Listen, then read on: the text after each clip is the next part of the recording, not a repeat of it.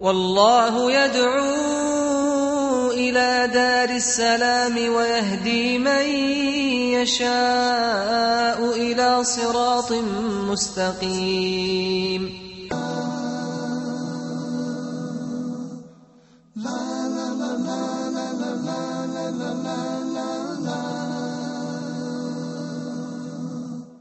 Glory be to Allah who sent Ramadan as a mercy to mankind. It's a purification of our soul, our heart and our mind. Bear with patience. Assalamu alaikum wa rahmatullahi wa barakatuh, dear Huda TV viewers, and welcome to the 2nd out of 10 episode of our new program here on Huda TV, Ramadan Changed Me. It is the program where we try to be very close to the best that we can be, and to make positive change and to make self-developments in the positive direction in our relationship with Allah, with ourselves and with our communities. It is your program, and it is the program where not only can you try to be the best that you can be, but also win many prizes with us. And you can do that by logging in at e.hulul.net, that's e.holol.net, and do for yourself the self-evaluation practices, the pre-test, the ongoing continuous test throughout our 10 days here on Huda TV, and after the holy month of Ramadan, the final test, where the top prize of 20,000 Saudi riyals will be awarded to one of 40 winners with us, prizes totaling up to 80,000 Saudi riyals. First prize, the grand prize, is 20,000 riyals. Also in our program, we hand out daily prizes, and that's a daily laptop for the lucky viewer that gets the correct answer for our daily Islamic trivia question. We'll be telling you very shortly about our first winner, but we remind you of the numbers to answer our daily trivia question via SMS to 002 014 32 71 77 1, appearing on the screen now, 002 014 32 71 77 1.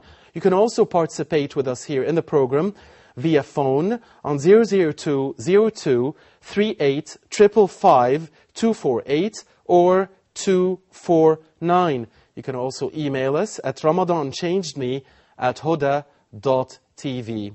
Before we progress here in our episode, of course the second, yesterday we introduced you to the program, and today we'll be tackling the first of our topics, which is making the intention to change, or the will to change. After all, for any change to happen, for any action to happen, there has to be an intention. But before that, we'll tell you about yesterday's winner, the winner of our first daily laptop on Ramadan Changed Me here on Huda TV. We remind you first of the question and the correct answer. The question was, when did Allah impose fasting as an obligatory act of worship for Muslims? When did Allah impose siyam on Muslims?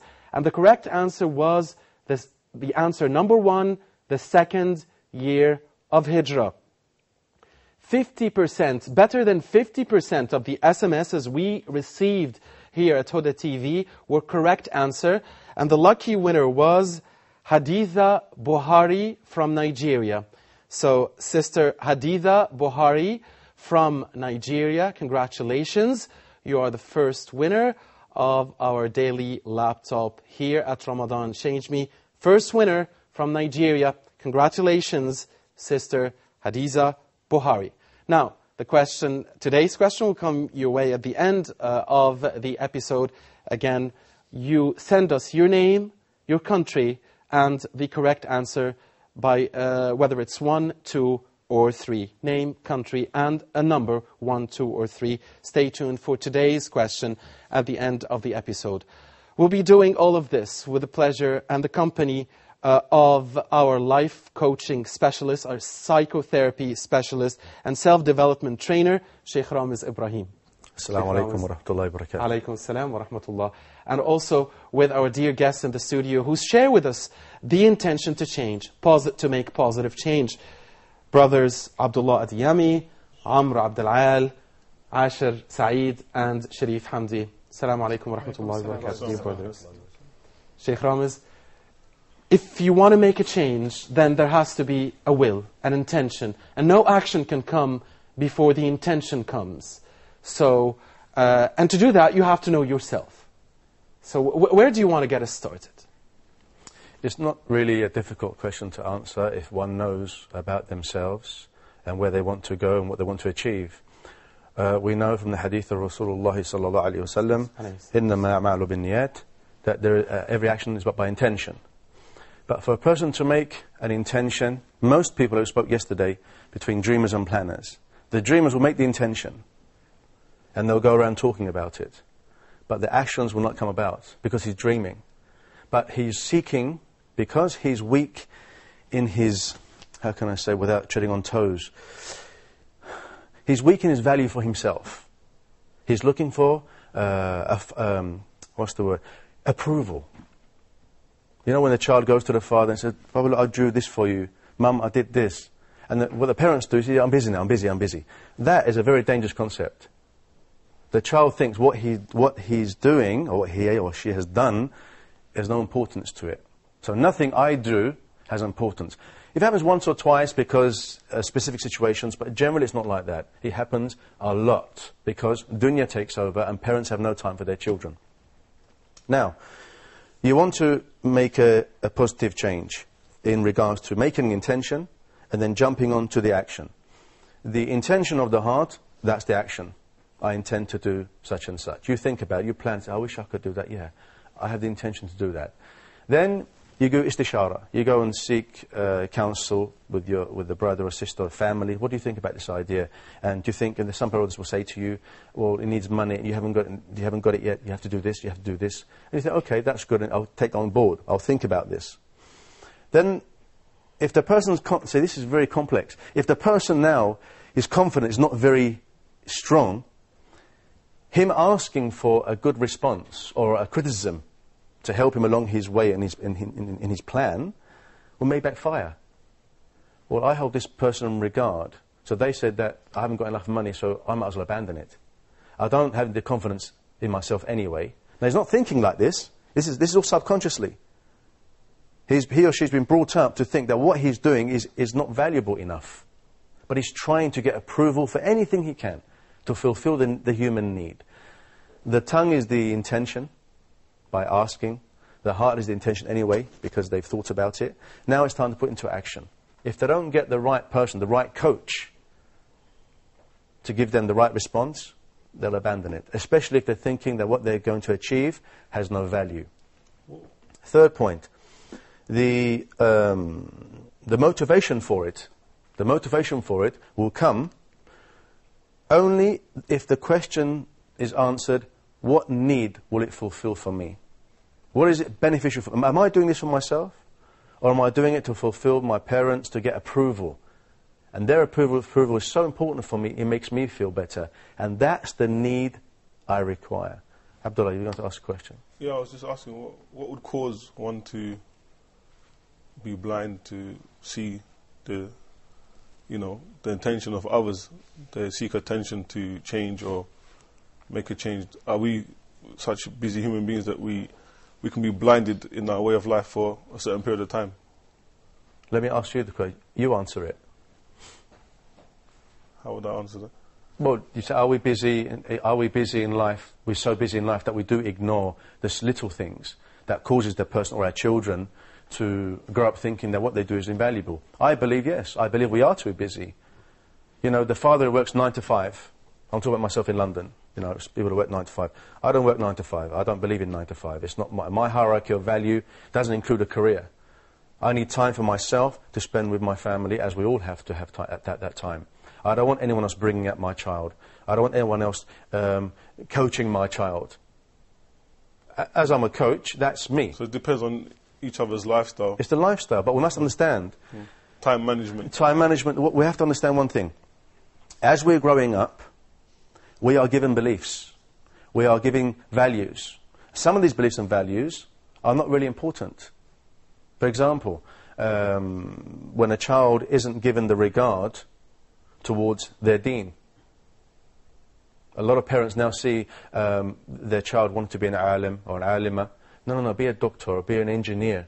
So a football player. A football player, subhanallah. Yani, to make a lot, because it makes a lot of money. And these kind of things, their idols they're already getting brainwashed by TV, the footballer, the singer, the engineer, the doctor. It gets high status.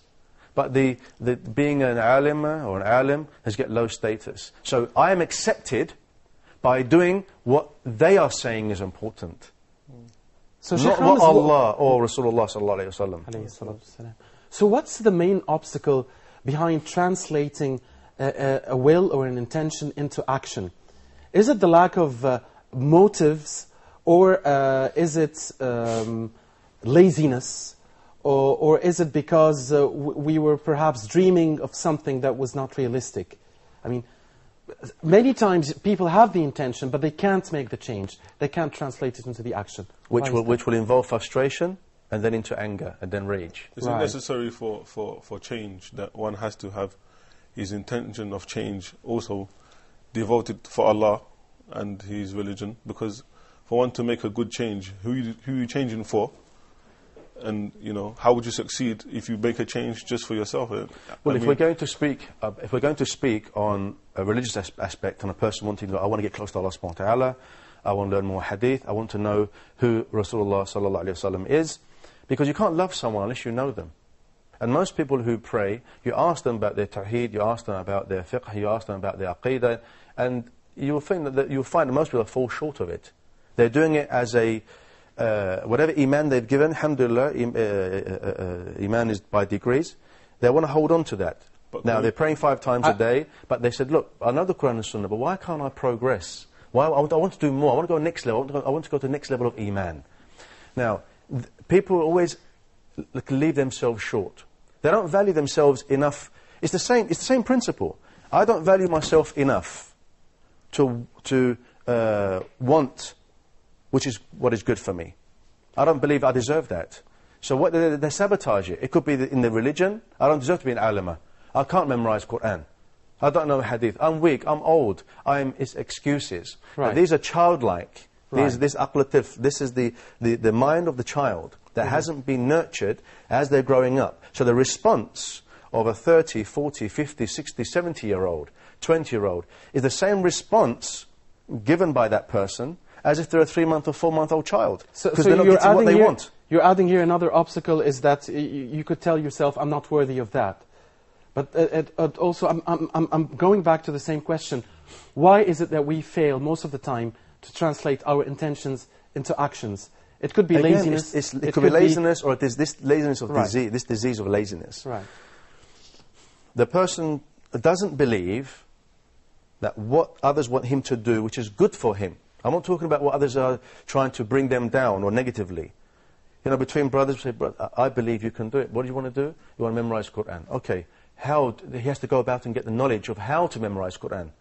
You can pick up the book and start memorizing it the way you want, but there are techniques, as the Hufad will tell you. There are techniques in memorizing the Quran. There are techniques in learning and memorizing everything. I want to get Ashir's voice here before we get a break. Time is flying. Why do you think, Ashir, most of us fail to translate intention into action? I think one word sums it up is fear. I think people have a comfortable life. They have a routine, and they like to stick to their routine. Sometimes we have objectives, and to reach those objectives means sacrifice. And a lot of people fear the sacrifice they have to make. Because if you're by yourself, it's not much of a problem. But if you have family and children and extended family, you don't want to impose your objectives on other people, and they fear this. Speaking about myself, I think the best way to translate an intention into action is to take it step by step, like the issue of memorization of Quran. Beautifully said, if I may say, Coach. Beautifully explained, Ashir. We have with us a phone call from Canada, correct? That we want to get Sama. No, Sabah. Yes, Assalamu alaikum. Wa alaikum assalam, brother. I think your program is wonderful, and it's a great program, and it's at the right time. Thank you, sister. I was listening to the Shaikh a minute ago, and he was talking about the children and everything. And I personally have changed myself, and I want my children to go in the same direction. I want my children, just like the Shaikh said, to be an alima, because I have daughters. So I have given them various things, like instead of giving them an alternative where they can watch TV and watch these cartoons or the princesses and Disney and stuff like that, I have brought to them in their life Islamic programs based on the stories of the Prophet, and I buy books also which would interest them on the stories. But time and again, I face this obstacle where they again and again go back to them. So I have to, keep on telling them, don't you like to watch this? Why do you want to watch that? And I feel that in spite of all this, they are still attracted more towards those things which are not Islamic, because I live in the West, so there are things around me which I cannot change. So my question would be, how can I change something which is around me? I can only change the atmosphere of my house. What about the outside? God bless you, sister. Thank you. All the way from Canada. Assalamu alaikum. Wa alaikum assalam. So please just... First of all, sister, I really respect that what you said about yourself in change, and that you want the same change for your children, and that's a blessed thing, and may Allah make success in that endeavor. In regards to the question that you asked about the outside, you're on the right track. Alhamdulillah, the change first starts within yourself, and you've started that, and then you want the same change for your children, and inshallah, your daughter, may she be successful in becoming an alima, will walk out the house as an alima, already changed by her mother's endeavors, strong endeavors, I might add, and walk out the door as an alima, which would in turn change the community, and in turn, inshallah, change the ummah of Rasulullah sallallahu alaihi wasallam. You mentioned about the cartoons. It's very simple what you're doing, and you're giving the child alternatives, and children love alternatives. It gives variety. Eventually, the child is on fitrah already, so when you give the alternatives which are halal, inshallah, they'll choose that alternative in the end, inshallah. Inshallah. Thanks, Sheikh, and thank you, dear sister Sama from Canada. Dear viewers, we'll be taking a very short break here and come back to the second part of our second episode of Ramadan Changed Me. Stay tuned. With patience for the sake of our Rahman, a continuous training to strengthen our Iman.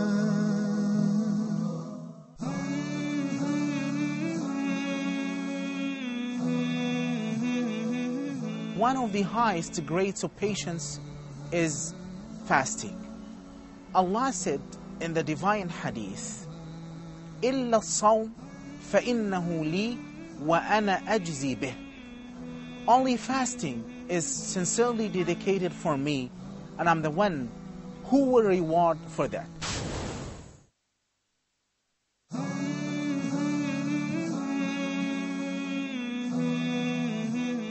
Ask It is a program which aims to answer your questions about your deen, your faith, your way of life. This, of course, is Islam. This is a totally different price, but I divided the payment over this period of time, and the seller is the person or the firm which owns the item which you're buying. In this condition, this form of business transaction is lawful. Rasulullah, Rasulullah, Rasulullah, Rasulullah, Rasulullah, Rasulullah, Rasulullah, Rasulullah,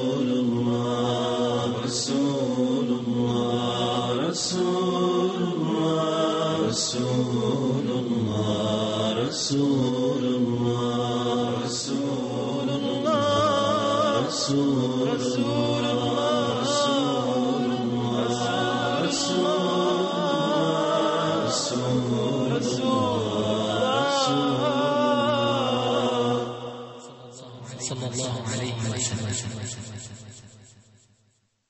Bear with patience for the sake of our Rahman.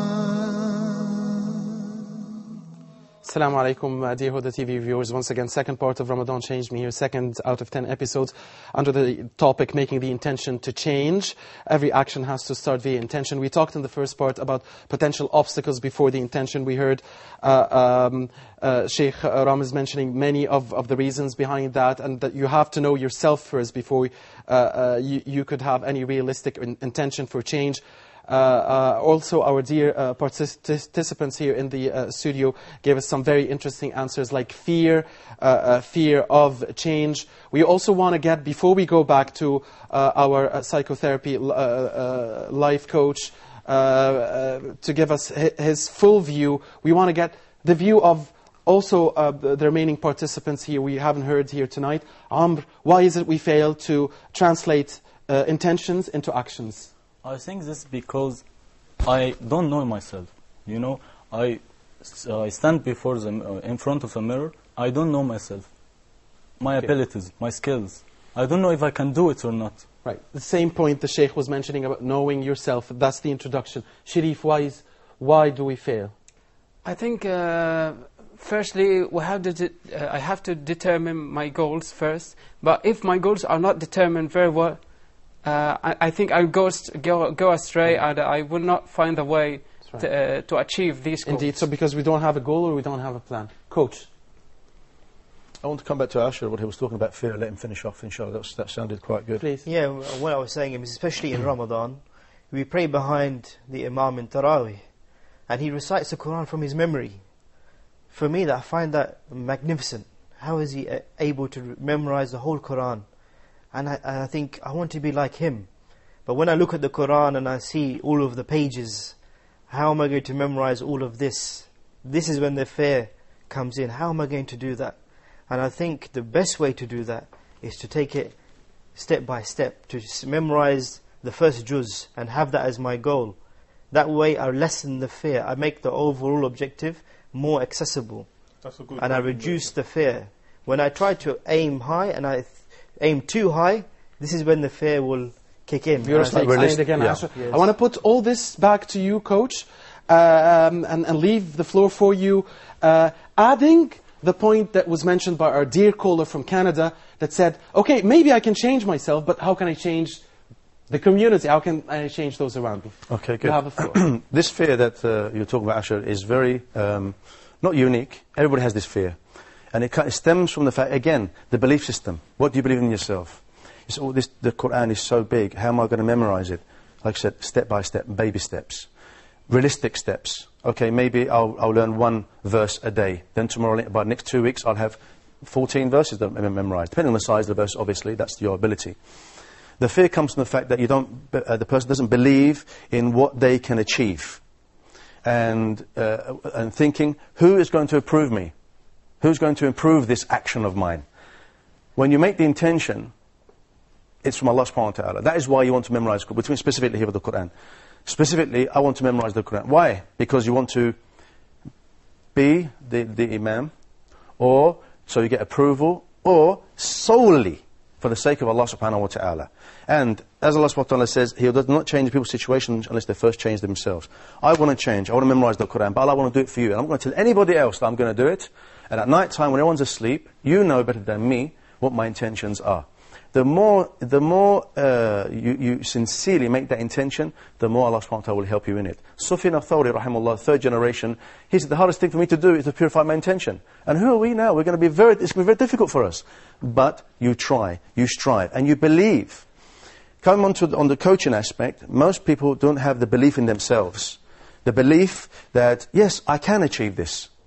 Not, I can't. I can't, the word I can't comes from a childlike mentality. When you grow up, it's like there's a poem. When I grew up, I left the childhood things behind. Now, we have to make the question to ourselves, will I or won't I? Not, I can't. And then the person who you're saying it to will say, yeah, I can't neither, and I know you can't. Is it necessary to take steps in... gradual steps. Getting over fear, because he mentioned about when you look at the Quran as a book, it's because you're looking as a book. If you look at it as a juz, right, then you're taking a step instead of Don't aim too high. Correct. Verse by verse, verse by verse, what if I, surah by surah. What if I know I can, but I'm lazy? What's the solution for these people? This is Because something many else. people are out there like This is something else. Laziness stems from the fact, again, you don't believe that what you're going to do is valuable to yourself or the person who you hold value for. It's the way you've been brought up. What is your hierarchy of value? Hierarchy of values are aspects of what you hold concern for, regard for, how much time you spend, how much energy you spend on it, how much effort you make on it. Is that the dangerous For example, comfort zone you mentioned yesterday? Yes, the comfort zone is... Comfort zone? What am I going to achieve by this goal? Is it going to benefit me or someone else? If they've been brainwashed in such a way that, yes, I need my mother and father's love. In order for me to do that, I've got to become a doctor. They're not becoming a doctor because they want to become a doctor. They need a human need, which is what? The love and the respect they need from their parents, but they should have got anyway by default. By default. Now, if all these things, aspects of love and respect and regard and concern and coaching with like a murabbi, you can, my son, you can achieve anything you want to be. But I will guide you along the way, what is right for you. I believe you can do better if you did this, but the choice is yours. Give children a choice when they're young. By the time they're teenagers, they can make a decision without worrying about if I'm going to fail. Most people are failure, and they're afraid of success. Because a lazy person will say to himself, oh, if I achieve that, that means more responsibility. Right. And I can't afford that right now. Right. So they end up not doing anything. What about that question from Canada? I mean, changing oneself was one thing, and changing a community... Absolutely. No, but she's on the right track. Right. Change comes within themselves. Change comes within yourself. She can't change the community, can she, right? Of course she can. She said, I've changed myself, I want to change my child. She's a coach already. Right. She can go out there, get a group of sisters, and teach them, look, sisters, I've changed myself. How? I've given my child regard. I'm teaching my child that this is haram. We don't have to put the TV on and let shaitan look after our children while we're busy chatting away over here because we need the time and regard for ourselves. You have a child. You don't... SubhanAllah, the beauty of having a child. What is... SubhanAllah. We take things for granted. You know, you look at your wife and you see a human being growing inside another human being. SubhanAllah, it blows the mind. We can't science, but SubhanAllah. And that's why you always... And then the birth. You've always advised that we be the life coaches for our children. So the person says, right, my wife, if they haven't done already, at least when they hear that their spouse, their wife is being pregnant, right, I've got to start planning. How am I going to bring this child up? This is the thing, a point about knowing yourself. And look in the mirror. Do I want my child to be like me? Definitely not. I want him to be better. I want her to be better than me. I want him to be better than me. Achieve the highest. How am I going to do that? How am I going to do that? By teaching the child that everything they are doing is okay. It's fine. There is something we call Montessori teaching. You follow the child around in the house or in the garden and they pick up things. But the first thing we do, don't touch that, don't touch that. Don't walk over it. SubhanAllah. The fear, I'm a 3-year-old child, what do you mean? I'm curious. I want to know. So you let the child open the drawer and say, what's in there, Baba? What are you looking for? Picks up some clothes. Oh, it's clothes. Then they will never go back to that drawer again. But you make an effort to make an emotional outburst. Don't do that. Okay, then come where? That child is thinking, well, tonight or tomorrow, or when I can, when I'm 4 or 5, or next week, I'm going to look in that drawer because I'm so curious. They've made the drawer now more curious than I was curious about it in the first place. Right. When you walk out of a room and you say to a child, I'm going out 5 minutes, but don't touch that box. What's the first thing that child's going to do? You will guarantee they're going to look into it. I do, even as an adult, when someone says to me, don't do that, don't do that. Such a beautiful emphasis Instead of us telling children or each other, don't do something, tell them what they should do. Instead of saying, don't run, you say, walk. Right. There's a difference in mentality. No one's nuts. So basically it's a guidance. Instead of giving an answer with no explanation, you guide to something else. Yes, you guide them. What is it? Why are you curious about this? What is it? Or they go to the kitchen, there's a knife in her hand or whatever it is. You have to teach the child what it is. Coach, we'll have to leave it at that. Unfortunately, Inshallah. our time is up. I mean, it was such an interesting talk here about intention to change and talk about children. Beautiful. And I hope dear viewers at home are also enjoying this as much as we are enjoying this here in the plateau. If you want to be like Sister Haditha Buhari of Nigeria, who won our first daily laptop, now here's the time to make that by SMSing us at 002-014 3271771 and answering tonight's question.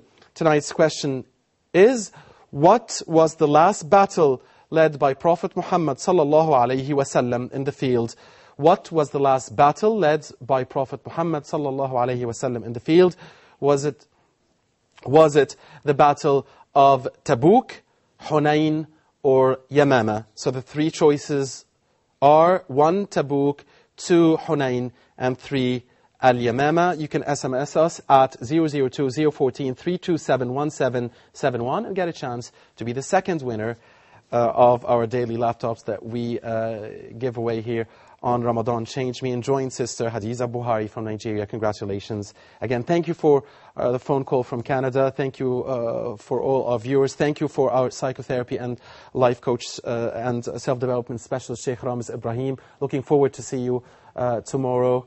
And thank you to our brothers here in the studio, Mr. Abdullah Adiyami, Mr. Amr Abdul Al, and Mr. Ashir Saeed, and Mr. Sharif Hamdi. Dear viewers, until we meet again, this is Muhammad Abdul Rahim. Assalamu alaikum wa rahmatullahi wa barakatuh.